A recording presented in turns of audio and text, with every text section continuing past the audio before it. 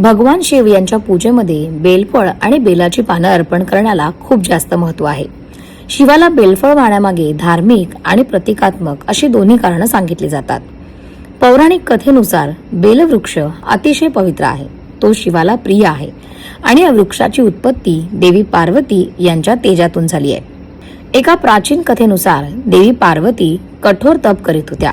या तपस्येदरम्यान त्यांच्या अंगातून पडलेल्या घामाच्या थेंबापासून पृथ्वीवरती एक दिव्य वृक्ष निर्माण झाला. तोच हा बेलवृक्ष होय. त्यामुळे या वृक्षात देवी पार्वतीचं पवित्र तेज वास करतं असं म्हटलं जातं. त्यामुळे बेलफळ आणि बेलपत्र ही दोन्ही अर्पण केल्याने शिव आणि पार्वती या दोघांची कृपा मिळते असं मानलं जातं. बेलफळाचे आणखी एक प्रतिकात्मक महत्त्व म्हणजे बेलपत्र साधारणपणे 3 पानांचं असतं. ही 3 पाने शिवाच्या त्रिनेत्राचं तसंच सृष्टीतील सत्व, रज आणि तम या 3 गुणांचे प्रतीक मानली जातात. त्यामुळे बेलपत्र किंवा बेलफळ अर्पण केल्यामुळे मन, शरीर आणि आत्म्याचे शुद्धीकरण होते असं सांगितलं जातं.